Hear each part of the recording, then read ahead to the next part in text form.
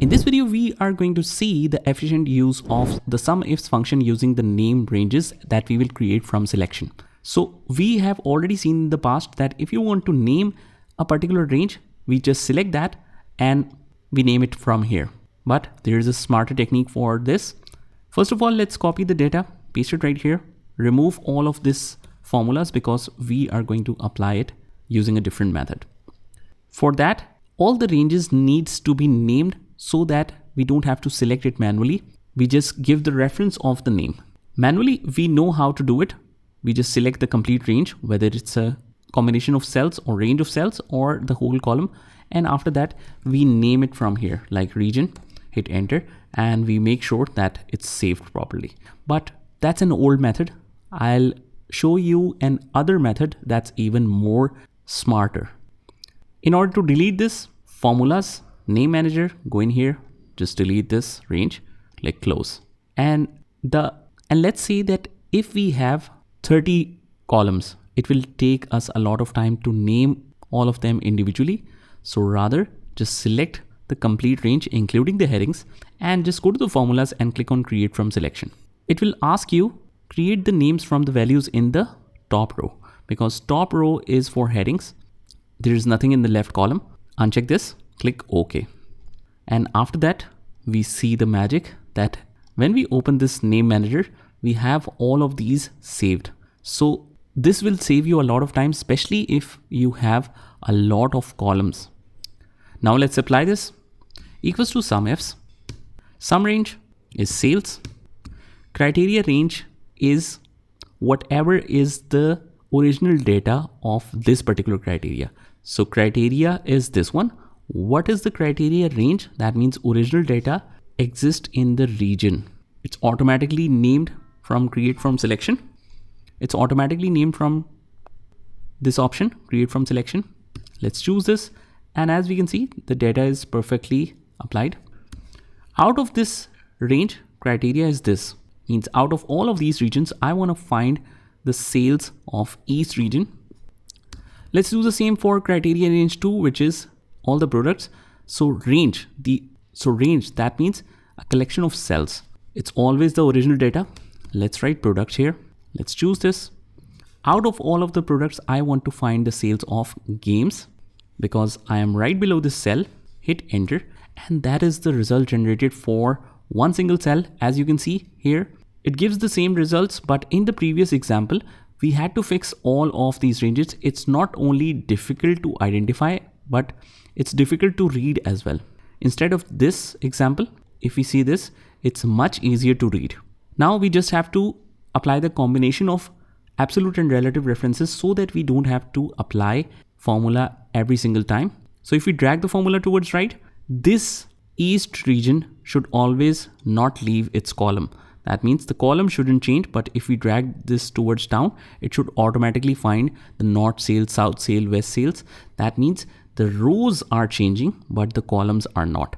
So in the E9 reference, we need to fix the column. Whatever you want to fix, we will put a $sign behind that. Same goes for the products. The product should change. That means we drag it towards right, it should automatically apply and find the sports products results. So this means that the columns should change and the row shouldn't. When we drag it towards the bottom, it should not leave its headings. This means the row should be fixed, but the columns should change. I'll just go behind the number and put a $sign here. Now it's fixed and we can simply drag it towards right and double click to send it down. And that's how we extract the results. As you can see, it's exactly the same, but it's much simpler to read it in this way. So not only we have learned how we can apply the SUMIFS function using the name ranges, but also we have applied a smart technique of automatically naming all the ranges using create from selection. It's an amazing function. So just try this by yourself and I will see you in the next one. In this video, we are going to see a smarter technique of using the SUMIFS formula. And this time we will see that even if we don't want to fix in the absolute and relative references and all the other complexity, we simply want to select a range in the criteria as well and just fix it fully. How we can do that? Let's see the example. I'll just copy this data here, paste it right here, and let's remove the data. Now let's apply SUMIFS. In the sum range, sales will be selected. In the criteria range 1, that means the original data is for regions. Out of those regions, what do we need? We need criteria 1. Right now we are in the parallel to east criteria. That means we want the sales in this particular cells for east region and for games. But this time we will try to select all the data. We can select full column as well, but since we have the data above here as well, although it won't matter, but still let's select this as a criteria. Let's fix it fully, comma, criteria range 2. Criteria range 2 is the original data for the products. So let's select products here. And out of that, this is our criteria range 2. And we will fully fix this. Criteria range 3 is not applicable. So let's enter.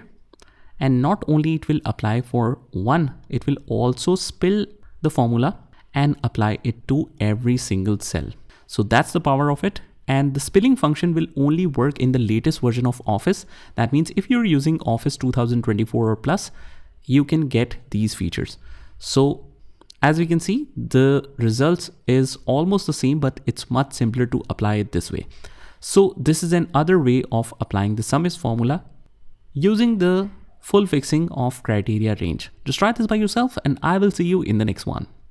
In this video, we are going to see how we can cross-verify any particular formula if we have already applied and got some results, but we want to check the accuracy of formula. For example, in the north, for the games, we have 452 as sales.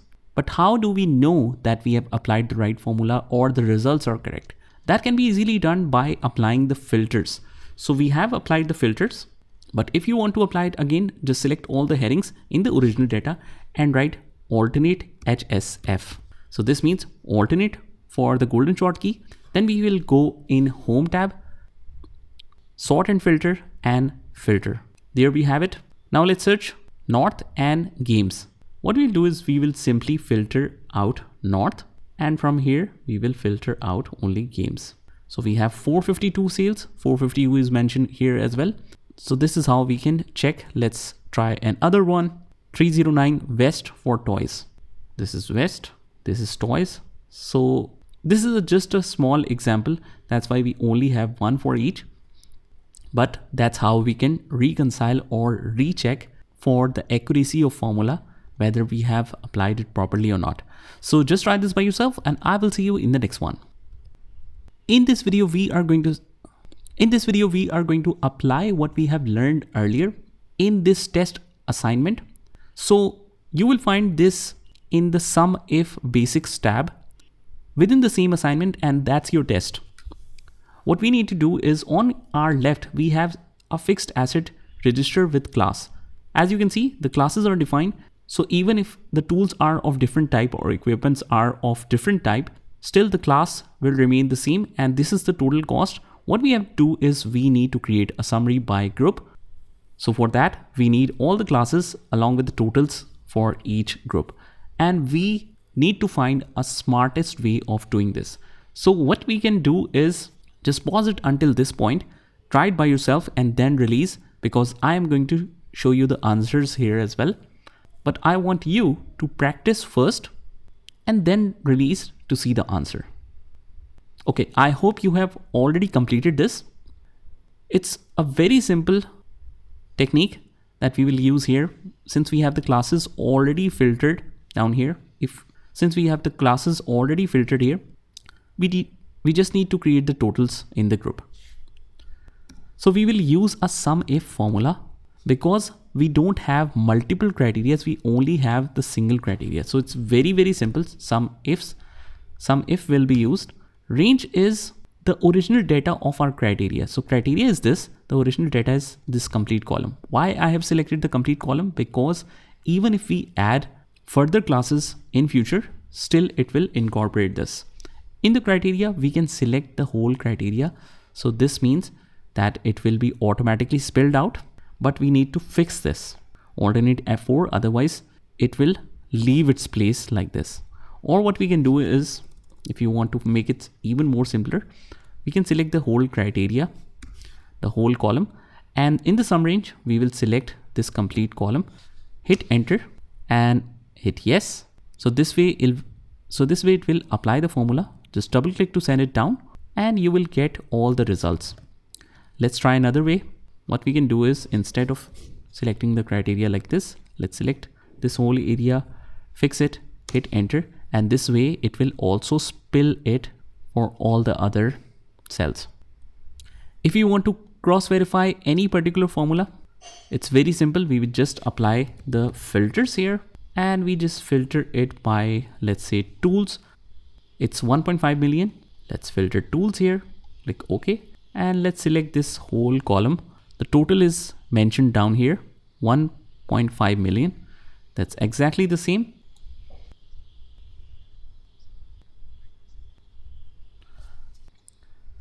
Now this formula was very simple and we have already seen how we can tackle these kind of situations.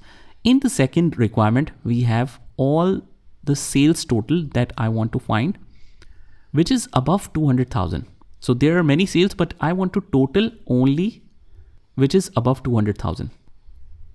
So only these ones. What we can do, first of all, we will finish the criteria in the proper way. That means the text shouldn't be there. The comma is manually placed here. The dollar is manually placed here and there is a space. So I need to remove all of this. Make sure that you remove any kind of text here and just keep greater than 200,000. Hit enter and now we can simply apply the SUMIFS function. I always told you that the range is the original data of criteria. So if the criteria is a number or the cost, what will be the range? Range will be cost, comma. Out of this cost, what do we want to find?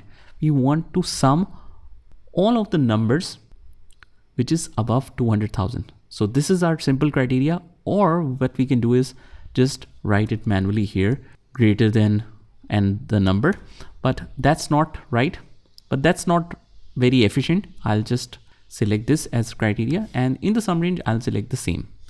Hit enter and we can easily find the result this way as well. Let's make sure that the results are correct. Apply the number filters. It's 1.35 million, greater than 200,000. Let's select this whole column and 1.35 million is mentioned right here. By the way, guys, if you don't see any kind of, if you don't find anything here, when we select the whole column, you don't find count, average or sum, we can easily include that. Just right click here and whatever you want to include, you can select that like this. So now it's showing. So now it's showing min, max and everything. So that's how it can be done. Just try this by yourself and I will see you in the next one. In this video, we are going to practically apply what we have learned earlier in this practice assignment or the test assignment, where we have a simple data of different drivers who are delivering the orders of different items. The number of items are this. It is loaded in these particular trucks and it goes to these destinations. So we have some of the data, but it's incomplete. As we can see, the two columns needs to be filled. On our right, we have a lot of requirements, but first of all, we need to fill in the complete data. Now the data is not complete because we have all the items along with the quantities that we have to load in the truck and deliver to different destinations, but we don't have the price of these items. Where's the price? If we scroll towards right, there we have the price list. So this means we need to extract all of these prices and it should automatically pop up here. It should automatically be picked up here using a simple formula that's able to do it for you, because manually it will take you a lot of time. Even though if you filter, if you put the prices, still every time we need to consider something, that even if it is 25 rows of data, you need to consider a technique that can work even in 25,000 rows. So in 25,000 rows, it will take you a lot of time to extract the prices manually. So what we will do, what we will use as a formula, just stop it until this point, think it by yourself. I want you to pause this video completely. Think it by yourself, what formula will be used, try it, and only then just resume the video to see the solution, because I'm going to explain it to you within the same video. But first of all, you need to identify in what situations what formula should work. Until now, you might have figured out what formula will be used, but let me just show you. On our right, we have the price list. So what we will do is we need to see this item in the vertical sequence, and when we find the item, we need to go in the parallel column to see the results and then extract it here. So this is called VLOOKUP. You are searching for the product price vertically in the order of price list, and when we locate that particular item, only then we will go in the parallel column to see the results. So let's select this whole range, name it as price list, or otherwise, if you want to give a gap, we can use underscore here. Space is not allowed. Hit enter. Now we can easily use this equals to VLOOKUP. Lookup value is what? Item. We need to see it in the table array. So either we can select this whole two columns. It makes it easier even if we have further data. Or what we can do is we can select this range, but in that way we have to fix this. But the fixing issue is solved since we have already named it as price list. As you can see, even if we selected the range like this, it still shows the price list as the table array. So that's perfect. When we find this product in this particular list, where do you want to locate the price? In the second column. So second column is the column index number. And this is the situation of exact match where we are finding for the same product, and it's not it's not an upper or lower limit from which we have to find a tax rate or a discount rate. Only in that situations approximate match should apply. So here this is exact match because we are just finding the price of the TV or any relevant product. Exactly. So close the bracket, hit enter. Now here is a question. Before dragging it down, do we need to fix this lookup value? No, we don't, because when we drag down, it will automatically pick the item in the next row for washing machine, and that's exactly what we want.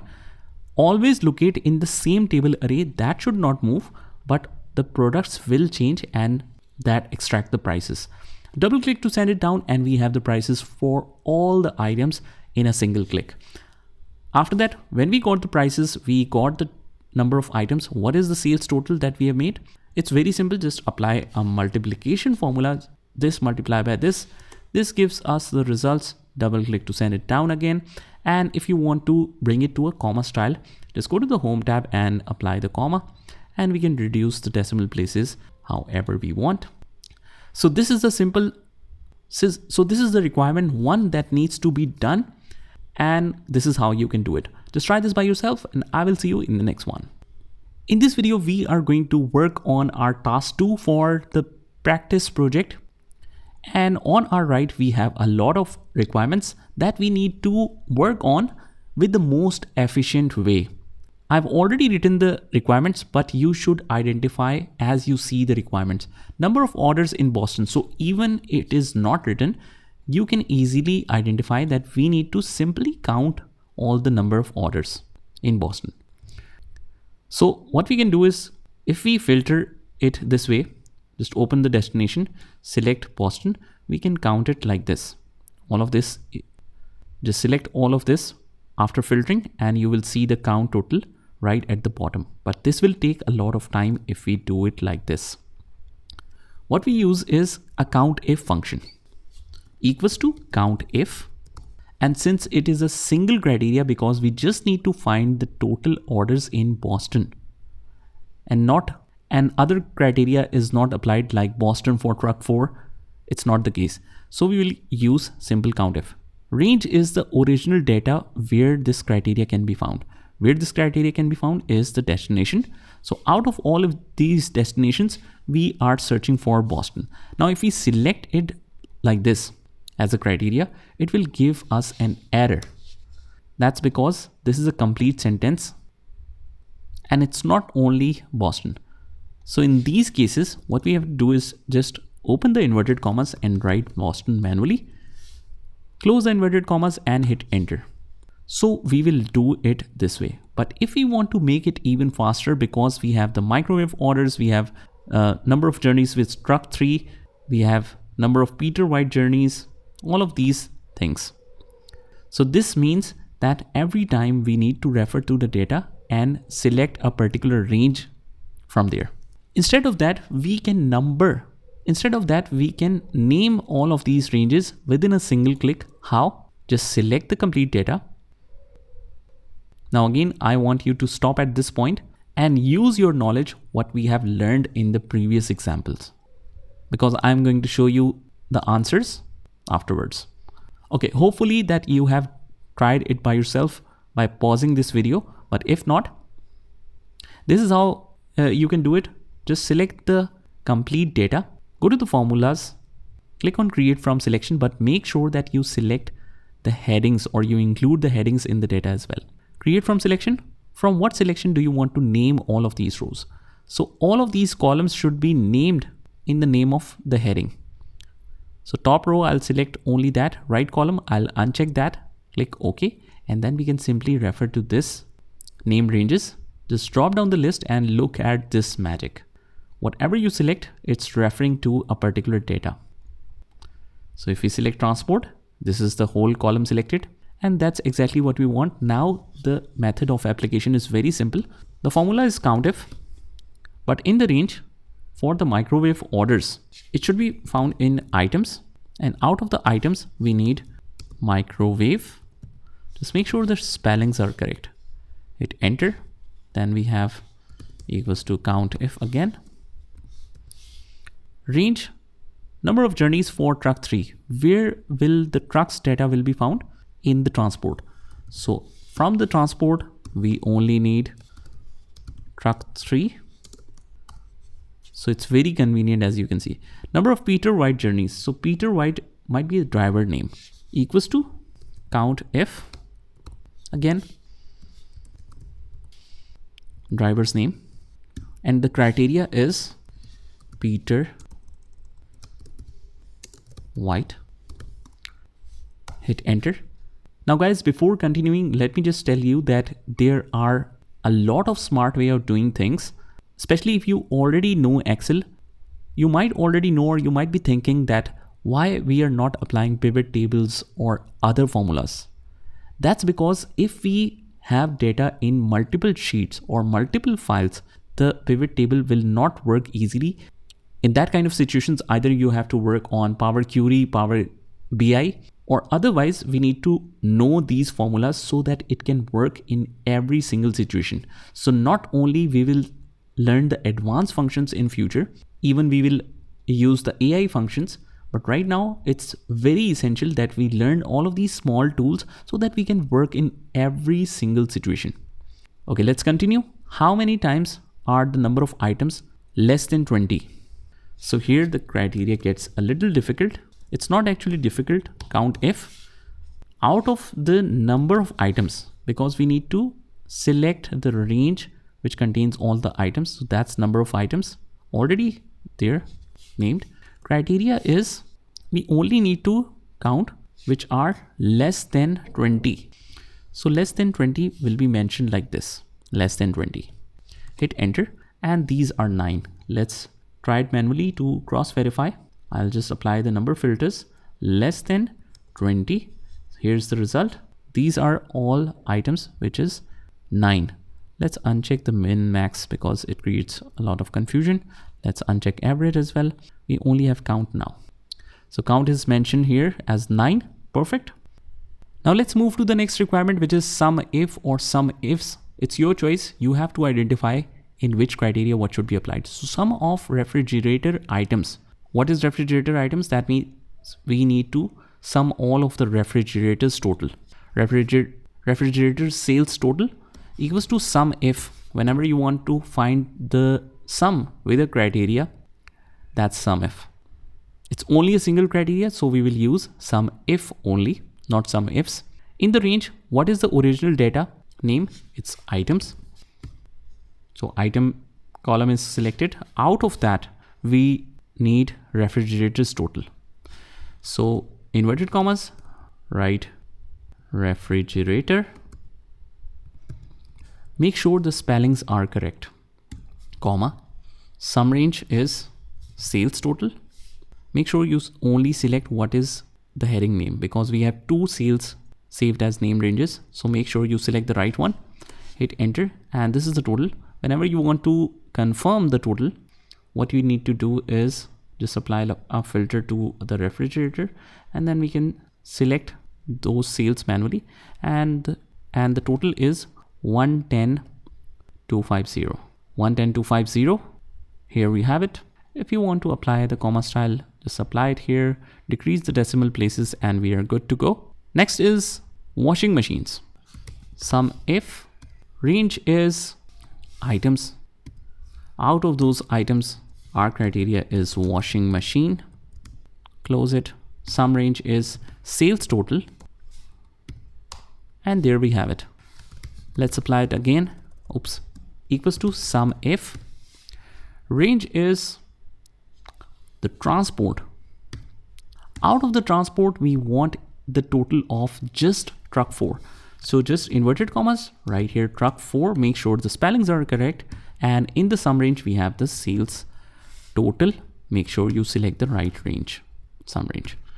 Hit enter. And finally, we have the SUMIF for the trucks. Now here's the situation where it gets tricky. Sum of items transported by trucks. That means we need to find the total of all the transport which is trucks. If it is a simple trucks, if it is simple criteria, then we can have selected all of these range. Then we could have selected all of these range, but this involves truck 4, truck 3, truck 1, truck 2. So not only the numbers are included, that means we have different trucks, we have airplanes as well. So out of all of these criteria, we only have to find trucks, whatever is the truck number, we need to total that and exclude the airplane at the same time. But don't worry, that's very simple. That's very simple. The range is the original data where the data is contained in the transports. And out of these transports, we want to find it for trucks. So just try to write whatever is common in the transport. So truck and space is common for all, or truck name is common for all. The numbers are different.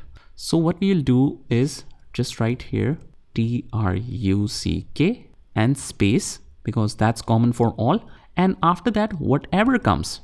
So for whatever comes, we will use a wildcard character and inverted commas close. Whatever is there, just find that. But in the starting, that should be a truck. Sum range, very simple. Sales total, and hit enter. So this is 326,650. Let's check the total by just excluding the airplanes, and let's select the sales. So that's exactly the same, 326,650, 326,650. That's how perfectly the sum range work using different criterias. Just try this by yourself, and I will see you in the next one. In this video, we are going to work on our third requirement for our test assignment, and that is using the count ifs and sum ifs if we have multiple conditions. So here we can see number of microwave orders we need to extract for Boston. That means not only we need to count microwave first, but we also need to count it in Boston only. So that should be a count if situation equals to count if. Count ifs. Criteria range. That means our first criteria is microwave. Where it can be found? It is the original data, which should be criteria range. So that's items. Make sure whenever you select it from the name ranges, it should select in the background. You will see it here. Out of that, we want microwave. Make sure the spellings are correct. Comma. Criteria range 2. That means our second criteria is the location or destination, and criteria range means a collection of cells within the original data. So original data is this one, and we have automatically named all the ranges using the create from selection option. So destination is our range, and out of that we need the count for Boston. Hit enter, and that is 2. Whenever you want to cross check, it's very simple to do. Just filter microwave from here and just filter Boston from here. And you should be able to see the count of that.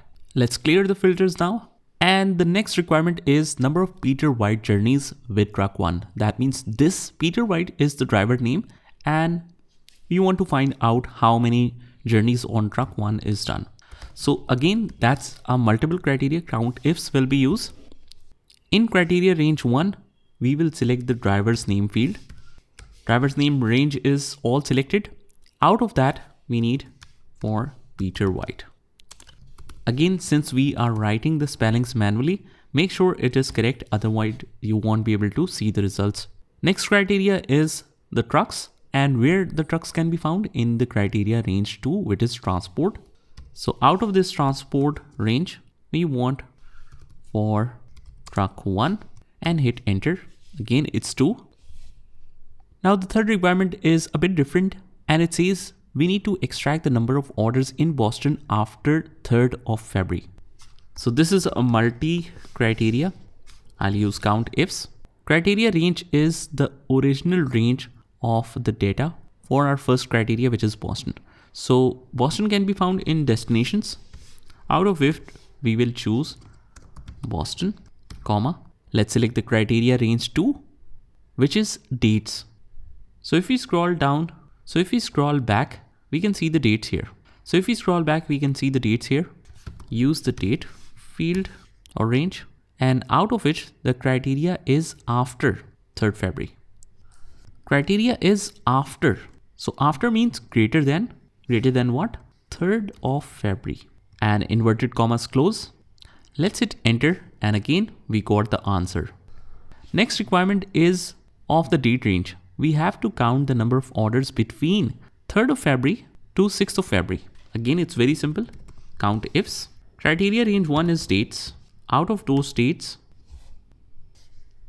the criteria is greater than or equal to 3rd of Feb, inverted commas close, and the criteria range 2 is again date.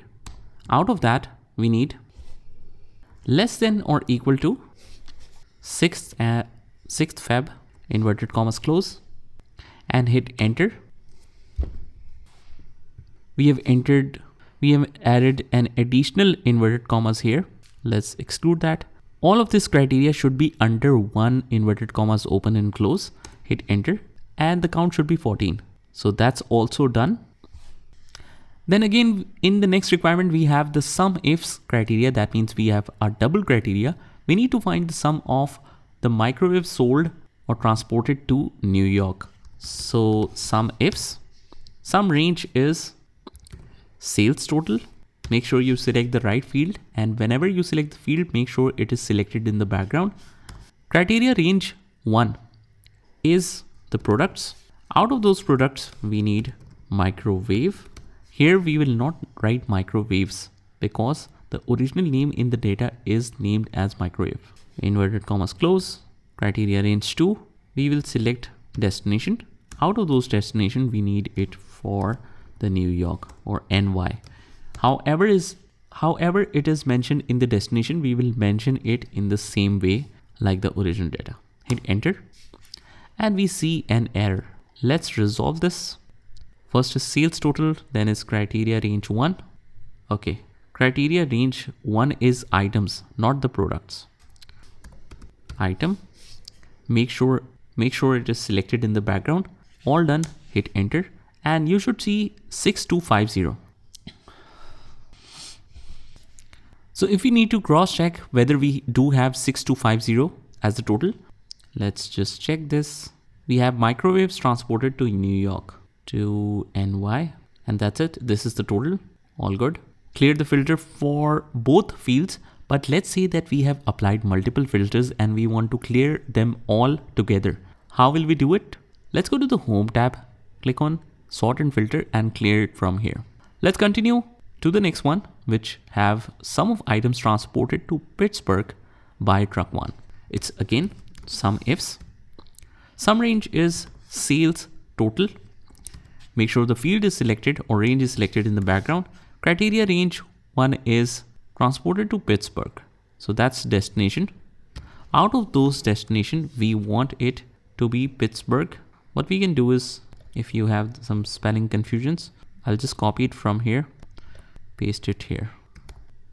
So you can separate it if you want to, and then select the criteria from there.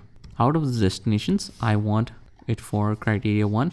Criteria 1 is right below this field, but since we have opened the formula, we can't see that name, but we need to fix that. Function key and F4. Criteria range 2 is transport field or transport range, and out of that we need it for truck 1 and hit enter. So that should be 30,000. Let's cross check, filter Pittsburgh, then we have truck 1. So if we select all of this, the sum comes to 30,000 in the background at the bottom. Now just remember that we have extracted all of these records. Based on the sales total. We have considered that we need the sum of microwave sales transported to New York, sum of items transported to Pittsburgh. So we need to calculate a total sales. If you want to sum the items, the sum range will only be changed to number of items, and then you can get that result. Let me just show you. If you want, let's say, sum of microwave in units transported to New York. So in that case, sum range will be number of items, comma, criteria range 1 is the items. Out of that, we need the total for microwave, and the criteria range 2 will be destination, out of which we need the total of NY.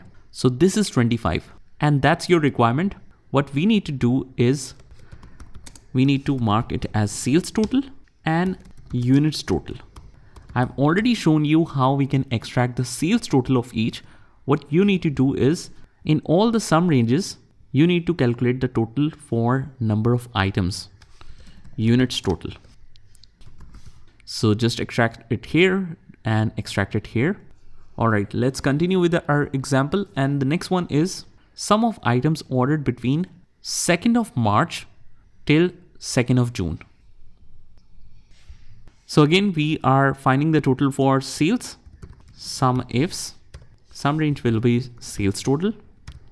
And from that sales total, our first criteria is dates. So we'll select the date range. Out of that, we need to find out what's greater than or equals to 2nd of March, inverted commas close, comma, criteria range 2 is again date. Out of that, we need less than or equals to 2nd of June 2025, inverted commas close, hit enter. Okay, we have this data until February only. So let's adjust it for February. We want it to be 2nd of February till, let's say, 6th of February. 2nd of February till, I'll make it 6th of February, hit enter. And this is the total, save it. Now we also have the requirement of sum of items that you need to calculate. As you can see, sum of the items transported, I've already calculated the sales, and you need to calculate the units total. Similarly, the last requirement is sum of items transported to New York, Baltimore, and Philadelphia. So we need to combine all of these sums for these three regions. Now just remember that here SUMIFS will not be used because there's no multi-criteria. We need to sum for all of them. That means we will apply a simple SUMIF, but we will add a plus to it and then again use the SUMIFS. Let me show you how. First of all, I'll use SUMIF. What I have done is I have placed all the criterias here. You can just copy the complete range, paste it here and remove duplicates, or otherwise we can select it from here as well. So equals to SUMIF. First of all, range is destination. The criteria is, first of all, New York. So we can select it from here, but we need to fix it. And sum range is number of items, since we want the total for number of items transported. Bracket close. Here is the answer. After that, we will go to the end plus SUMIF. Again, the range is destination. Out of the range, our second criteria is Baltimore. We will select this function key and F4 to fix, and sum range is number of items, close, and plus again sum if. Range is destination. Out of that, we need it for Philadelphia. Again, it's a difficult name, so we will choose it from the range. And the sum range is number of items total. Hit enter, and we should be able to see the total like this. Make sure it is right. So what we can do is we will filter all of these locations, New York, Baltimore, and Philadelphia. Select all of them. And if we select the number of items, we should be able to see the total right at the bottom, and sum is 386. Let me just clear it again, and we have the exact total showing right here. So what we need to do, so what you need to do now is just find the sales total here and the units total for all of these and the units total for all of these as well. So what this will do is it will give you a good, grip on applying the formulas. So just try this by yourself, and I will see you in the next one. In this video, we are going to understand and learn the concept of auto totaling with subtotals within the database. So until now, we have seen that if you want a particular sales like month-wise sales or month-wise profit, what we do is usually we just copy all of these fields, paste it here, go to the data, remove duplicates, click OK, and then we write sales amount and we extract it with SUMIF, where we select the range as months, we select criteria as this one or the whole column, and we select the sum range, whatever we want the total of, and we hit enter to apply it. But that is the sum outside the range. And also, if you want to find out for every single criteria, it will be a difficult job for you, and we won't be able to create a summary within the data as well. So I am going to introduce you a subtotal. That is a very important concept. First of all, we will apply the filters, because as we can see, the month is repeated or it's in haphazard form. It's not arranged. So what we'll do is just go to the home tab and go to sort and filter on our right and apply the filters. After that, we need to sort it with A to Z or Z to A, whatever you want. And once it is done, now you will notice that the months are sorted, but it is in alphabetical order and not in the sequence of the original months. That means the January should come first. So if you want to filter or sort it that way, what we can do is use the custom sort. And it's very simple to do. We'll just go to the data and click on sort. And here we will see different options. We need to filter, we need to sort the month field, and cell values, the order should be not A to Z, not Z to A, but we will follow a custom list. In the custom list, we have already identified January, February, March in sequence. So we need to sort it according to that. Click OK. And now you will get it sorted in the right sequence. And that's the only requirement in the subtotal. If you want to make the total of a single column, you will sort it that way. If you want it for multiple columns, which I'll show you later, you will multi-sort it. But let's apply it for this one. After it's done, what we need to do is just go to the data and apply a subtotal on our right. The data menu and the subtotal. Here, it will ask you some questions. At each change in month, that means I am telling that when the month changes in the data field, what should you do? You can calculate the sum. Sum of what? If you want multiple sums like number of units sold, customer reach, sales amount, and profit, all of them together, you can do it. So whenever the month will change, at the bottom, it will create a new field of January total, and it will calculate all the sum for you within the database. Replace the current subtotals, summary below the data, all OK. Let's click OK again. And we have the totals for each month, just like that. We didn't apply any formula, and we should be able to see the total. So when January ends, January total is here, and it has made the total for all of these fields. Same goes for February total and March total, and we have the grand total as well. Also on our left, we can see that we have 3 levels of reporting. One is 3, which is most detailed level. Then is 2, which if you click, it will automatically just close all of these summaries and it will show you the total summary. How cool is that? And if you just click on level 1, it only shows you the grand total. So it is very useful, especially if you want the summary within the data. If you want to clear it, it's also very simple. Just go to the data, go to the same area and remove them all. You should be able to remove it just like that. So that's how we can apply a simple subtotal within the data using a simple technique.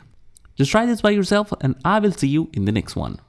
In this video, we are going to see that if you want to change the criteria in subtotal and apply it to a different situation, how we can do that. So in the previous example, we have created the subtotals for months. So we have sorted the months. Now, if we want the salesperson total for all of these fields, how we can do it? It's very simple. We can just sort it first, A to Z. And once it's sorted and all of these salesperson are put together, what we can do is just go to data, apply subtotals. And this time at each change in salesperson, what do you want to do? I want to sum number of units sold, customer reach, sales amount, and profit. For all of these, replace the current subtotals, summary below the data, all okay, click OK. And we have the summary and we have the sales total created at the end of each salesperson for all of these fields. And we have the 3 levels as well. If we click on 2, we see the summary that if we manually create, it will take us a lot of time. And if we click on 1 level, we have the grand total. Now, if you want to remove any subtotal, it's very simple as well. Just go to the data, simply click on subtotals and remove them all. And that should bring you back to the original data. So that's how we can apply or change the criteria by sorting the other column and applying the subtotal there. Just try this by yourself and I will see you in the next one. In this video, we are going to learn how we can apply the multiple subtotaling in our data using the subtotal function. So we have already seen how we can extract the total for let's say months or total for the salesperson of all of these fields. But what if I want the total of the month, but within January, let's say I want to see the total sales of each salesperson as well. So within January, how much Asad sold, how much Farhan sold, Awais, Saad and Umair. Then we will move to February, and within February total sales, we also have to see the salesperson's sales within the month of within the month of January or February. So this is double sorting. And in these kind of situations, we need to multi-sort the data. But first of all, the final total or the big total is of months. Within that total, we need the salesperson total as well for that particular month. So this means the final total is for months or big total is for months. So we will sort it first. Now double sorting cannot be done from here because if we sort one, the other will be disarranged. So we'll go to the data tab and click on sort and just delete all the levels. First of all, we need to sort it by months in the cell values and order. We'll choose a custom list here because we want to sort it exactly by January, February, March and not by alphabetical order. Then we will add the level. After that, we want it to be salespersons, A to Z. So this means, first of all, it will try to put all of the months together and then it will reshuffle this to adjust the salesperson within their data as well in the sorting. Click OK. And you will see that, first of all, it will sort the January and within that, it will then try to sort or reshuffle to adjust and put all the salesperson together so that the totals can simply work. So not only months are collected in one area, but also the salesperson are collected in the right area together. Now we can simply apply the subtotals. First of all, whatever is a bigger total, we will apply a subtotal on that first. So just go to the data, click on subtotal, and we will find it first for the months. You want to sum it. You can use any function. You can try it by yourself, count, average, max, min. But right now we will only stick to sum. So whatever is the numeric value, we can make the sum of. So whatever is the numeric value, we can make the subtotal of that. So number of units sold, customer reach, sales amount and profit all can be added in the subtotals. Click OK and we have it like this. Now let's go to the data again, click on subtotal. It will automatically select the data for you. And this time we will use the salesperson, and we want to sum all of these fields but replace the current subtotals? No. So here is the catch, that you don't want to remove the current subtotal. Click OK, and then we have multiple subtotals. In this situation, it looks that the subtotal is not correctly applied, but here you can notice that we have not 3 levels, we have 4 levels now. So if we click on level 3, we should be able to see a great summary here, where we have the salesperson individual totals and then the January total. Then we have salesperson individual totals, then February total as a whole, and then we have individual salesperson total, and finally the March total. And again, we click on level 2. So in that level, we only see the month-wise sales total, and for 1, we only see the grand total. And again, whenever you want to clear them all, just go to the data, click on subtotals and remove them all, and you should be able to go back into the original data. So this is how you can apply multiple subtotaling. Just try this by yourself, and I will see you in the next one. In this video, we are going to compare the SUMIFS function with subtotals, because until now you might be thinking that, okay, subtotals can automatically be applied without any effort, without applying the formula. So what is the purpose of SUMIFS and SUMIFS then? And that's a very important question. The main difference is the subtotal only works on a single sheet. That means if you have the criteria, range, and all of the data within a single sheet and it's arranged without any gaps, only in that clean situations, the subtotal function works. But the SUMIFS function can work with multiple sheets, even with multiple files. That means if you are trying to pick the range from some other file as well, it can provide you accurate results, and it can also take it from other sheets. And also, if there are gaps in the data or data is not sorted properly, still SUMIFS function should be able to work without any problem. But in subtotals, it needs to be properly arranged, otherwise it will not give you proper results. So to see a practical example of it and how SUMIFS is still the best option wherever the advanced functions like pivot tables, subtotals, and all of these creative functions doesn't work, the SUMIFS function will still work. Let me show you with example in the very next assignment, which is SUMIFS assessment test, where we have the January, February up till December sales for all of these products. And I need to create something like whenever I select a particular month like December, it should show me the total here. But the totals are down at the bottom, and it's not arranged in the traditional sequence like that. So how will we collect the totals from the bottom? Let's see. So this means the month is in the horizontal sequence and the sum range is right at the bottom, and the sum range is right at the bottom. So only SUMIFS function can be worked here, not pivot tables, not subtotals, because in subtotals, the month needs to be repeated in every single field. Here we have it repeated in every single cell, otherwise it won't be able to work. So in all of these situations, only SUMIFS function works. So let's do the calculations, but before that, whenever I click on January 25, it's actually 1st of January 2025, it's picking it as a date. So although I wrote January 25, but it is picking it as a date. So what we will make the changes here, we will just write a simple January here and just drag this till December. Now we have it right. Here, we just want to create the drop-down list based on the months. So just select all the months, right? Months here, and we will apply a data validation here. Select the cell where you want to apply it. Go to the data, go to the data validation, and here we allow it to be selected from list. And what is the source? We have already named it as months. Click OK, and we should be able to see all the months here.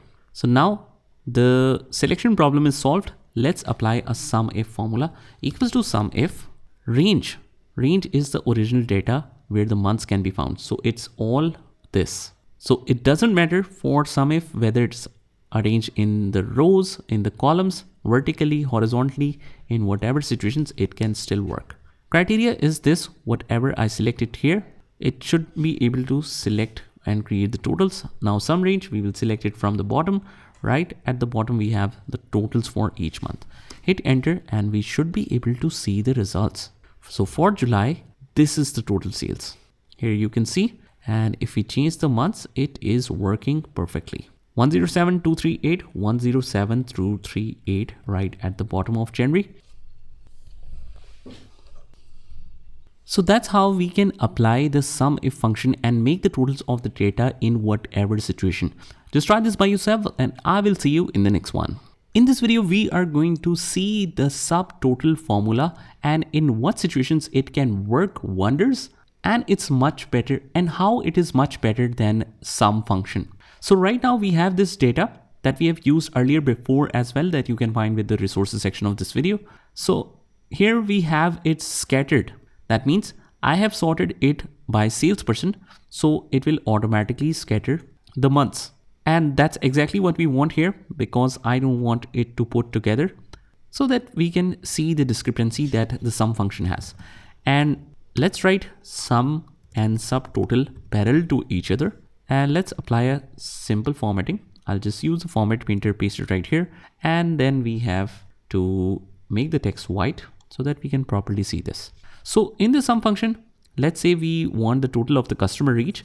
I'll just use the sum function and select the whole column, hit enter, and we see 270. Now the subtotal, here's how you can apply this, right? Subtotal. And when we use the subtotal, not only it will allow you to sum, but it will allow you to use any function you want. And that's the power of subtotal, that you can use it in the simple formula. And that's the power of subtotal, that you can use all of these functions within a single formula. So we will use sum, which is 9. In the reference, I'll select this simple range and let's hit enter.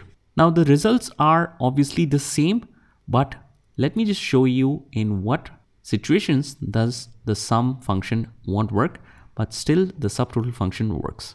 If we filter the data and we filter out March, click OK. Now the subtotal automatically shows the right answer, which is 164. So the customer reach, if we select all of them together, because March is gone from the filters, we only have January and February sales. It shows the total of 164, and that's exactly how subtotal is showing. But in sum, it doesn't work. It is not considering it as hidden, and still it shows the total of 270, which is wrong. And especially this happens when the data is not sorted. That's why we haven't put the months together. So that's not a problem with the sum function only. That's the problem with every single function that you use simply. Let's use the average or min, whatever you want. Average, let's select the customer, and this is showing average. We can use it in the subtotal as well. For average, we will use 1, comma. Reference can be simply selected like that. Hit enter. Right now it's showing same. Let me just reduce the decimal places. But when we filter out any particular month, let's say February, click OK. And although this one is hidden in the results, so let me just filter out something else. Let me just filter out January. Okay, let's just make the copy of it, create a copy. Okay, we have the copy here. Let's just move it aside. We will create some fields above that so that it won't disturb the data. Let's just paste all of these above so that we can make our calculations easily. Remove the extra spaces. Now let's apply this. If we filter out February like this, click OK. Subtotal is automatically updating the average, while the sum function, while the simple average function, let me make it average, won't be able to do that. Similarly, let's say that we only have 1 month, it will automatically increase the average, but the average function still is on the same position. So most of you might be thinking that if we use and format it as a table, that means the problem should be solved. But let's try this. Control T, hit enter, and now it's formatted as a table.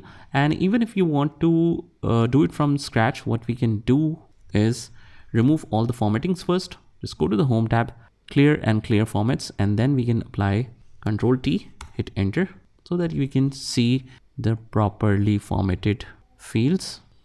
And once we are able to see this, let's reapply the sum equals to sum, and this time I'll use this number of units sold, select all the fields, and you will notice that when the table is applied, it will show you the reference of the complete table.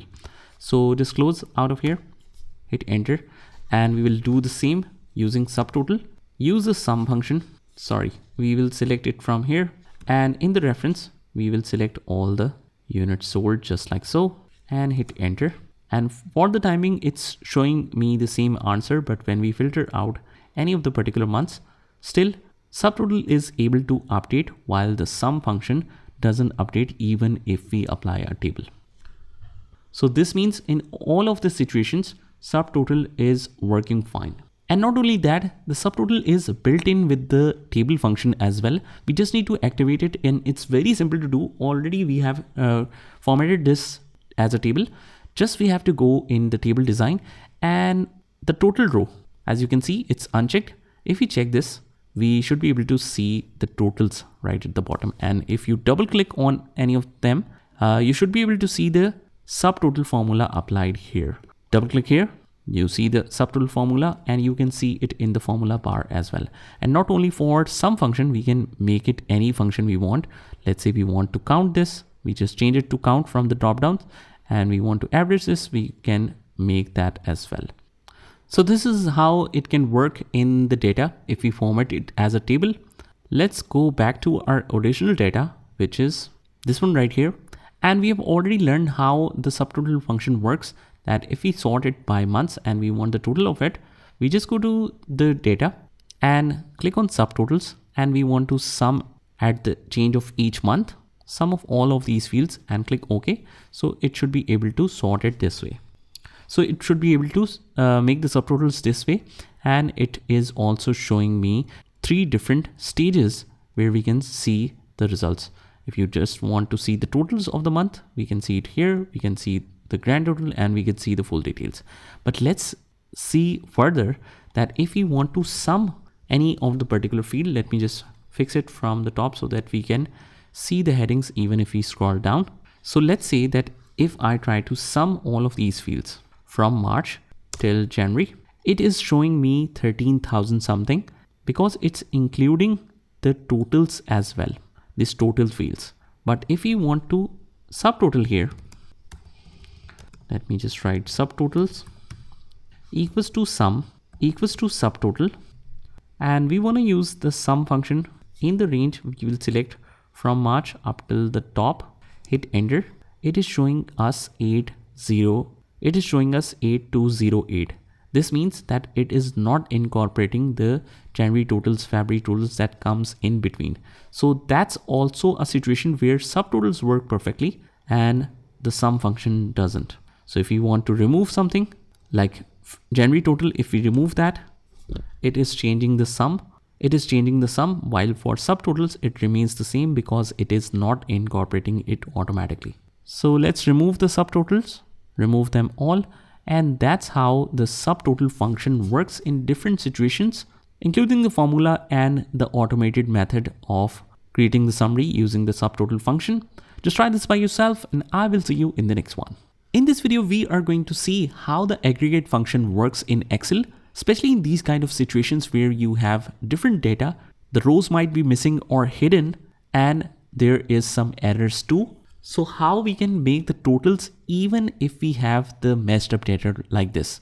So not only that, we will compare it with the simple functions like sum, count as well, and see what's better for us. So here we have this sheet that you can find with the resources section of this video. And you will notice that in the sales field and in the bonus field, there are some strange errors here. And on the left hand side, you will also notice that some rows are missing. So they are not actually missing, they are hidden. So let's apply some different common formulas that we normally apply. Let's say that I want to make the totals here. Totals, we will make it bold, and let's try to sum this. If we select the sum and we select the complete range, hit enter, it is going to give us an error because the data has the errors. And even if in the bonus field, we write not available or NA or something like that. Let's try it this way. Equals to sum If we select all of this, although it's not an error in the data, if we sum this, it is going to show us. But just remember that in the Office 2024 latest versions, it is able to read this through the data. Otherwise, if you are using the older version, I recommend you to upgrade because you are going to see the error here. So as we have seen that if we do it in this way, it is going to give us an error. So here we applied a simple sum. Let's try the same function using the aggregate. This time I'll sum using the aggregate formula, which allows you to use any kind of function you want. If you want to average, count, count A, max, min, or whatever, we want to sum. So we will select sum here, comma, options. And now we need to select what we need to ignore in this formula. So whenever we select the data, what do we want to ignore? We want to obviously ignore the errors and the hidden rows. So here it is. I'll select 7 here, ignore hidden rows and error values.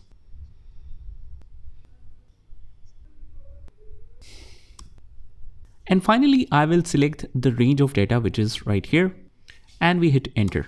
As you can see, even though we have the errors in the data, it is still going to give us the total. In the bottom, the result is 12,700 if we select these 3 cells. But if we unhide the remaining rows, we also have 8,500. So this means that whenever I hide a particular row, it is going to ignore that. And that's exactly what we want here, that whenever we apply any particular filter, it should show you the results that is on the face of the sheet.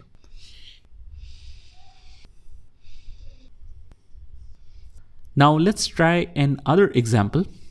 Let's count using the aggregate function equals to aggregate. And this time we will use count, which is on number 2.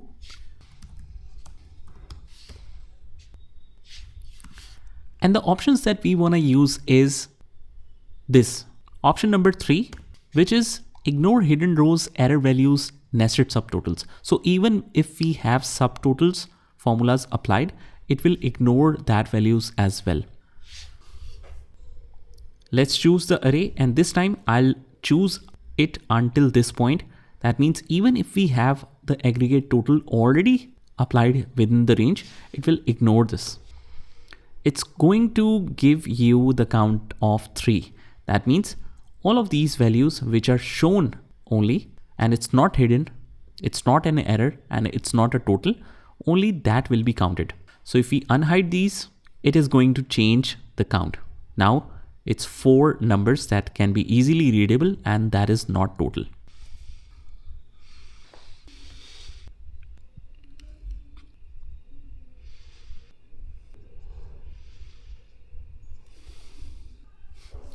And finally, if you want to use some other function like average using the aggregate, it's also simple and similar to it. Function, we will use average. Options, we will use 3, which is ignore the hidden rows, error values, nested subtotals, and all. So aggregate formulas will also be ignored. Array, we will select all of this array. Even if we select until this point, it is going to give us an average of only these numbers. So if you want to just cross verify this, just select these manually and you should be able to see the average down here when you make the selection. Otherwise, you just right click, enable the average, and you should be able to see the total here. So average is 5,300, exactly matching this one.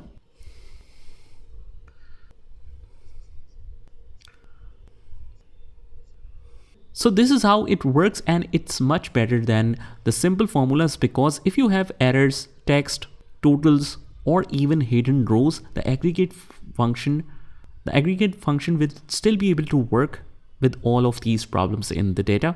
So that's how we use the aggregate function in Excel. Just try this by yourself, and I will see you in the next one. In this video, we are going to see how the sorting and filtering function works in Excel. We are going to see some of the examples that we haven't explored yet, and then we are going to see how the advanced filter functions works So first of all, to follow this assignment, you need to download this file with the resources section of this video so that you can follow along, in which I have two files, AF1 master and AF2 Google search, where I have just inserted a Google search image. So first of all, we already know how we can apply the filters. We can apply it by selecting all the headings and just going to the home tab and applying the filters from here. And then we can filter out whatever we want. If you want a particular lead source only, let's say the LinkedIn outreach, we will just select that and we only get the results for that. We can also apply multiple filters, like for all the LinkedIn outreach for the city of Houston, I want to see the results. And I want to see only which are inquiries or interested, let's say. So interested is only one, and let's say inquiries are two. And after that, let's say we want to contact them. So here is how filters works, and you can apply multiple filters, but we have some other functions as well. Let's say that you are trying to search and look into some of the figures, and let's say for some of the phone numbers you want to contact later on, or maybe they have some problems and you want to correct that later on. You're just randomly checking all the numbers, and wherever you see any problem, you just highlight this for later on. Now, not only text, you can also filter it by color. Whenever we want to correct this and see what's the problem, just open this up and you can filter by color. Just select the color and here we have it. And also, if we have multiple colors, let's say some of them are orange as well. By the way, guys, if you want to repeat the color, you don't have to go every time to home tab and then select the color. You can just repeat the last recorded action. So let's say that we have colored the last cell as orange. Whenever we repeat the function by just pressing function key and F4, it repeats the last recorded action. So whatever is recorded, even if it is recorded to delete the row, it will do this for you. So when we have multiple colors, it is very simple to filter that ones as well. Just select the color that you want to filter, right click here, we'll click on the filter and filter by selected cell's color. And that's how we do it.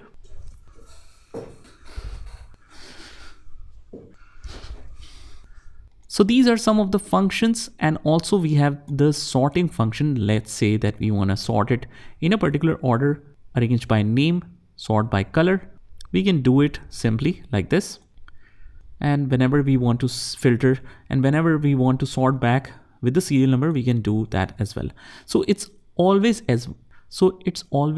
advisable to create the serial numbers column as well, because when you sort it by name or lead source, sometimes you are not able to arrange it back to the original order. So that's why it's recommended to put the serial numbers as well. Now let's learn about the advanced filters. First of all, we will create some additional space in this sheet. Repeat the action, function key and F4. And here we just copy all the headings and put it right here. Make sure the headings are all same. And after that, let's say that I want to apply the filter using the Chicago and New York.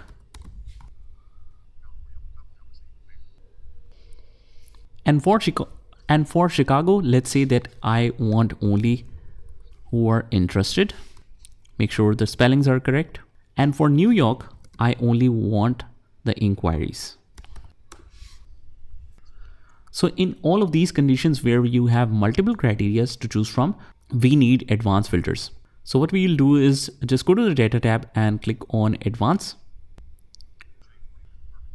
And it says filter the list in place. And if you notice, the original data is all selected up till the bottom. So that's perfectly identified. The criteria range is also very simple. Whatever is your criteria, you select all of that, including the headed rows. And now I click on OK, and the list range will be filtered with my criteria. In Chicago, there's no one interested. Now, if I want to clear this filter, how will we do it? Let's go to the data and click on clear. There we have it. Let's confirm that we don't have any interested candidate in Chicago. Interested in Chicago. Okay, so here we notice something. In Chicago, the status is interested, but we did a spelling mistake here. Let's update this and let's apply the filter again. Clear it from here. Go to the data, click on advanced filters. Range is already selected. Criteria range is this one right here. The complete criteria. I just removed that earlier, and let's reapply. Click OK. And now we have the results filter out perfectly.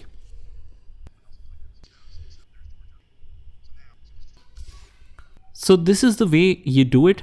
Whenever you update any particular field, let's say the lead source, I want to see from this list, I will put the lead source here and then just go to the data, advance, and the range is already selected. Click OK. And now we only see the linked in outreach.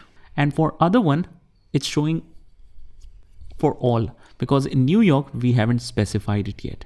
So you will notice that in Chicago, only the LinkedIn reach is shown. But let's say for New York, we want the Google Ads campaign. I'll put it here and we can update it. Go to advanced, click OK. And now we have this data filtered. So you have noticed that it's very simple.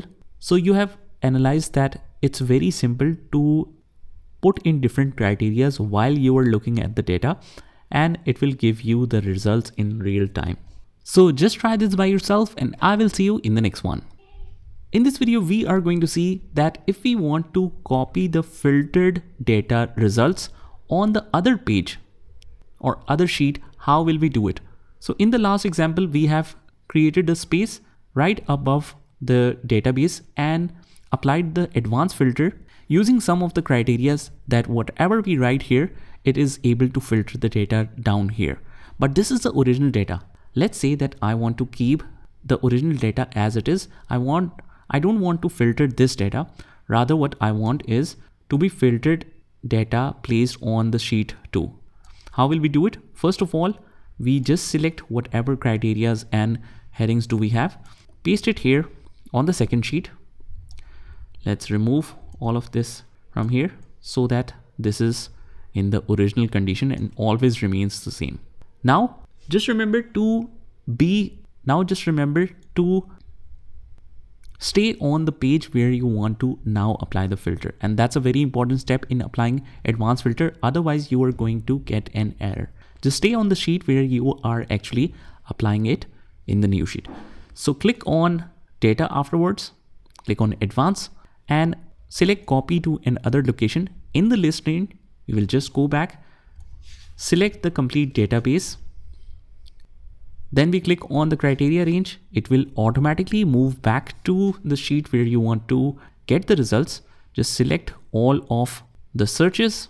Let's say I want 2 and copy 2 wherever you want the results to be pasted from. I want to put the data. I want to put or show the filtered data from here, and that's it. Click OK and you will get the filtered results right here.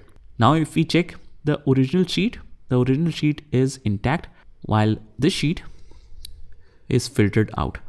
Let's say that I want to make any changes. Instead of Chicago, I want it for Austin. So let's filter that again. Go to the data, click on advanced. Again, we select copy to another location. In the list range, we select the complete database like this. Criteria range, we will select all of this criteria, and copy to, we will choose the location, click OK. But you will notice one thing, it is not able to show the proper results. Why? Because the earlier data is already pasted. First of all, we have to clear that and then we have to reapply this. But that's a tedious job and it looks like the advanced filter is purposeless or it is too much of a hassle. But that's not the case. Here we can use macros. But first of all, I want you to apply the advanced filters this way so that you are able to place it properly on the new sheet. You just clear it manually and then try that again. Using the data, advance, copy to another location. In the list range, we select the original data. Criteria range, we will select the criterias, and I need to paste it from here. So you will notice that when we cleared the data, now it will show us the proper results. Here's Austin, here's New York, and all of that is perfectly shown. So first of all, just practice this, how you can place it on the other sheet, and I'll see you in the next one. Okay guys, in this video, we are going to discuss a very important error before moving forward, that if you are trying to apply an advanced filter and you see this error, you can only copy filtered data to the active sheet and you're not sure why it's showing this error. You have tried a couple of times and every time you're selecting the right data, you are doing everything right. So why it's showing this error? You might be doing it in this way. First of all, I'll show you the wrong way, and then what is the major catch here? I'll show you that. First of all, let's go to the data and click on advanced filter. But before that, we need to see our second sheet where we have created a Google search. Let's say this is our criteria and we want to place the results here. So we will just move to the original sheet, go to the data, click on advanced, copy to another location. In the list range, the data is all selected.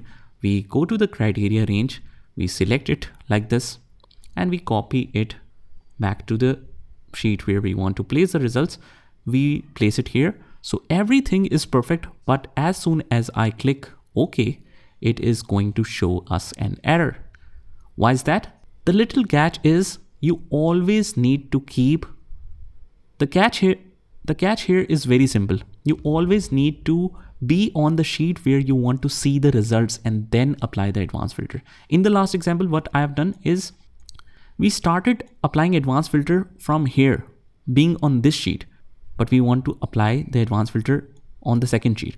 So we should be on the second sheet first and then go to the data and use the same procedure. Go to the advanced tab, copy to another location, select it first.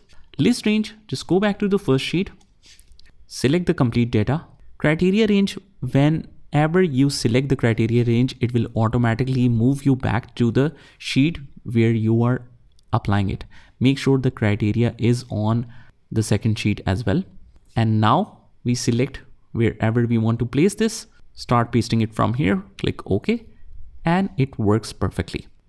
So if you're seeing this error, this is how you can resolve it. Just try this by yourself and I will see you in the next one. In this video, we are going to see a very important use of macros, and this is the basic video. We will see more in detail for the future scenarios, but here we are trying to solve an important problem. In the last video, we have seen how we can apply the filters or advanced filters, but as we can see that if you want to do it properly on the other sheet, every time we have to remove the data and then reapply it all together, and that's how it is refreshed. So the problem is whenever you change anything, you have to do it all over again, otherwise it won't work. But the macro functions comes into play here, and that's a very important function. What it does is it will simply see you do things and it will record it automatically in the VBA programming, and then it can repeat itself whenever you need it. It's that simple, but for that we need a developer tab. If you have the developer tab, that's good, but if not, you can go to any menu and just right click on the white space and click on customize ribbon. Here on the right hand side, you will see this developer tab, but it will be unchecked. Just check it like this and click OK. Just go to the developer tab, record macro, and let's say I name it as refresh _ search. Again, the spaces are not allowed, so that's why I put an underscore. Let's put a short key, Control J, whenever I want to play this macro, and click OK. You will notice that in the developer tab, it says stop recording. That means recording is started. Now, whatever I do, the system will record it and will perform the same things again. So let's say that I change the city here. what steps are involved in order to reapply the advanced filters? First of all, we need to clear the whole database, and we will not select it like this because this will only select a limited area. What we'll do is we will select the first cell, that is B18. We always have to put the data from here, and then we will hold Control Shift towards right. So this will record in the system that select the whole database towards right, and hold the Control Shift, press down. That means whatever is the result, it will always go to the last area. And then we will go to the Home tab, clear all. That's done. Then we will select a single cell. Then we will select a single cell to clear the selection, and then we will apply the advanced filter again. Go to the data, click on advanced. All of these steps are recorded, just remember that. Copy to another location. List range, we have to do it only one more time, and then our problems will be resolved. So go to the other sheet, because we are trying to apply the advanced filters on a different sheet to keep the original data intact. List range, I have selected the complete data. Criteria range, it will move back to the original sheet where I am trying to filter this. Just select both of these, including the headers, and copy to is always B18. So these are the steps involved. What this will do is click OK. Now the filters is placed and we have the results. Every time it will automatically refresh and reapply the filter whenever I just click on the short key or I play the macro. Let's stop the recording and let's test this. Let's say that I want it for Phoenix City and I want to search for the CPA marketing campaign. Now we don't have to do all the steps. We simply can go to the developer tab, go to macros and click on run. And you will notice instantly it will do all of these activities in no time. And that's an amazing power of macros. Now, if you want to make it even more fancy, what we can do is just go to insert, click on shapes, and let's insert a particular shape. It works like a Google search. Once the shape is inserted, just go to the shape format and customize it however you want. Let's say I want to format it like this. Or let's say I make the button black. Let's write search here. Make it centered. Adjust the size if you want. And we can just adjust it according to the needs. Now we have this search button ready, but in order for it to work, we need to assign a macro to it. What I'll do is right click here and click on assign macro and click on refresh search and associate with it. Now let's change the criteria. Even we can design a drop downs and apply to each one of them. Let's just quickly do this. Let's even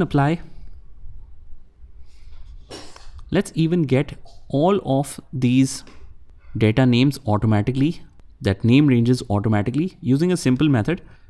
We just select the complete data, go to the formulas, create from selection, and whatever is the top row will be the name of that particular column. Click OK.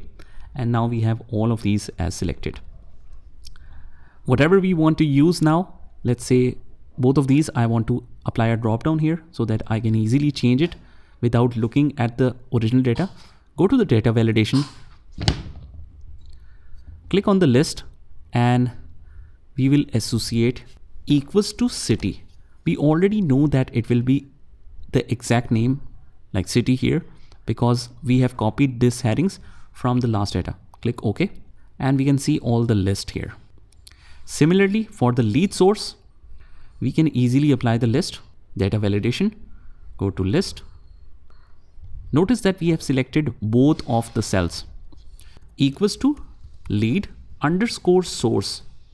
because it doesn't allow space, so it will automatically always place an underscore here. Let's see that. It's also selected status. Let's apply the status, data validation, apply list equals to status. Click OK.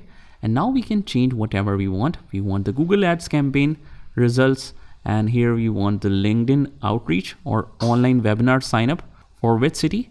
For Los Angeles. And on the other we want just for Austin or Philadelphia. And then we click on search, and you can see the power of it. Now in the Los Angeles, we might not have these results, so that's why it didn't show anything. In the Chicago Google Ads campaign, here we have the results. And it's not compulsory to use both of these criteria. Even we can use any one, anything. If you want to see the Google Ads campaign result, click on search, and we only have this right here. But as we can see, it's not the case. We either have to use the two criteria or nothing. We either have to use two criteria or we have to select in both of these. So it's your choice. If you want to create a simple single search box, we can do it like that. But if you want to use it like this, you need to make an adjustment to the formula where we just select the advanced, and in the criteria range, we only select the headers with a single blank space right below it. So all of this is working perfectly, but a very important thing is, in order for it to work in future, what we need to do is just go to the file, click on save as,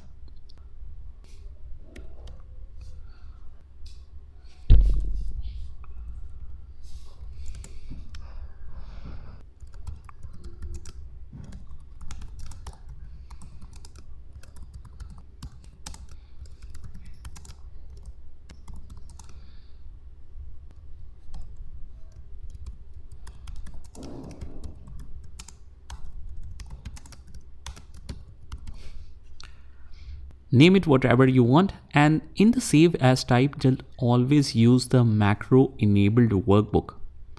Otherwise, next time the search button will not work. So whatever you use as a macro, in order for it to work next time, you always have to save it like this. Click on save, and then we can simply use and apply different filters however we want. Click on search, and we always have the results right away. So that's an amazing function to learn. Just try this by yourself, and I will see you in the next one.